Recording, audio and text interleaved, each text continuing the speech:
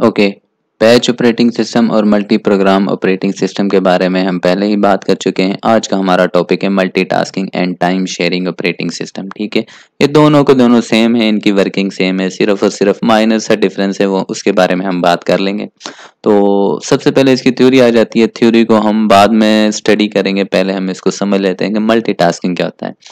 तो ये मेरा पीसी है, ठीक हो गया। अब इस पीसी के अंदर मैं 4 टास्क को रन कर रहा हूँ पैरेलल एक टाइम पे। ठीक है, वेब ब्राउजिंग कर रहा हूँ, एमएस वर्ड, ईमेल और वीएस कोड, 4 टास्क मैंने ओपन किए हुए हैं, इनको रन कर रहा हूँ। अब इनको मैनेज, चारों टास्क को हमारा मैनेज कौन कर रहा होता है हमारा मल्टीटास्क ऑपरेटिंग सिस्टम।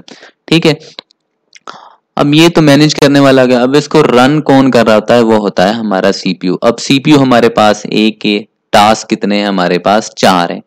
ठीक है, तो क्या करेगा हमारा ऑपरेटिंग सिस्टम, हमारा ऑपरेटिंग सिस्टम इन चारों टास्क में टाइम को डिवाइड कर देगा। ठीक है, तो 1 सेकेंड ये इसके लिए दे दिया, 1 सेकेंड इसके लिए, 1 सेकेंड इसके लिए और इसी तरह 1 सेकेंड चौथे वाले के लिए। तो इन चारों टास्क को सीपीयू एक एक सेकंड के लिए मिलेगा। जैसे ही इसका 1 सेकंड कंप्लीट हुआ, हमारा ऑपरेटिंग सिस्टम स्विच करवा देगा सीपीयू को दूसरे टास्क के ऊपर। जब इसका सेकंड कंप्लीट हुआ 1 सेकंड, तो तीसरे वाले, इसी तरह चौथे वाले के ऊपर। अब ये जो स्विचिंग होती है इतनी स्पीड से होती है कि यूजर को लग रहा है कि ये चारों के चारों टास्क पैरेलल काम कर रहे हैं, लेकिन सीपीयू क्या कर रहा है, 1 बाय 1 कर रहा है और इतनी स्पीड से कर रहा है कि हमें ऐसे ही लग रहा है जिस तरह क्या हो रहा है, पैरेलल रन हो रहा है। अब जैसे ही चारों के सेकंड कंप्लीट हुए, ये वापस आएगा यहाँ पे पहले वाले के पास, जहां से इसको छोड़ के गया था, इसकी वर्किंग को स्टॉप करके गया था, जहां पे इसका 1 सेकंड पूरा हुआ था, वहीं से दोबारा से स्टार्ट कर देता है। ठीक है, तो जो रनिंग कंडीशन में होता है उस स्टेट को हम बोलते होते हैं रनिंग स्टेट। ठीक है, और जो नेक्स्ट आने वाली होती है स्टेट, जिसकी नेक्स्ट बारी होती है, उसको हम बोलते हैं रेडी स्टेट, और बाकी जो रह गई हैं उनको हम बोलते हैं वो वेटिंग स्टेट में। ठीक है, जब रनिंग स्टेट को वेब ब्राउजर से 1 सेकंड कंप्लीट करके जब एमएस वर्ड के पास गया, तो एमएस वर्ड हमारा आ जाएगा रनिंग स्टेट में, और जो नेक्स्ट ईमेल हमारा वेटिंग में था वो आ जाएगा रेडी स्टेट में। ठीक हो गया, ये देखो ये बिल्कुल वही हुआ कि एमएस वर्ड रनिंग में, ये रेडी में, और ये किस में चला गया, वेटिंग स्टेट में।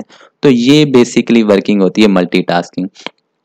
एक पीसी के अंदर 4 टास्क रन कर रहे हैं, उनको मैनेज कर रहा होता है हमारा मल्टीटास्क ऑपरेटिंग सिस्टम। किस तरह मैनेज कर रहा है कि सीपीयू तो एक को ही रन करेगा, तो ऑपरेटिंग सिस्टम क्या करता है कि चारों को टाइम डिवाइड कर देता है कि भाई 1 सेकंड आपके लिए, एक ये तो सेकंड तो बहुत ज्यादा है, ये नैनो सेकंड में काम हो रहा होता है। तो टाइम को डिवाइड करके बारी बारी से एग्जीक्यूट होता है, और यूजर को लगता है कि चारों टास्क पैरेलल रन कर रहे हैं। ठीक हो गया, तो उसके बाद आ जाता है हमारा टाइम शेयरिंग। इसमें फर्क क्या है कि वहां पे क्या था, एक सिस्टम में मल्टीपल टास्क थे, अब यहाँ पे क्या हो गया, मल्टीपल यूजर हो गए, सिर्फ इतना ही फर्क है। वो हमारा एक पीसी के ऊपर रन कर रहा होता है, और ये हमारा होता है बड़ी बड़ी ऑर्गेनाइजेशन के ऊपर रन कर रहा होता है, जिस तरह हमारा बैंकिंग का सिस्टम है। अब ये हमारा क्या हो गया, ये सारा का हम मान लेते हैं हमारा ऑपरेटिंग सिस्टम है, और यहाँ पे हमारा सीपीयू है। हमारा ऑपरेटिंग सिस्टम क्या करेगा, इन सारे यूजर के दरमियान, 6 यूजर हैं, इन 6 यूजर के दरमियान क्या कर देगा, टाइम को डिवाइड कर देगा। 1 सेकंड हम इसको दे देंगे, 1 सेकंड हमारा ऑपरेटिंग सिस्टम इसको, एक एक और एक। अब एक एक सेकंड मिलेगा, और ये क्या करेंगे, 1 सेकंड के बाद दूसरे के ऊपर शिफ्ट हो जाएगा, उसके बाद ये इसके ऊपर, फिर उसके बाद इसी तरह साइकिल चलता रहता है।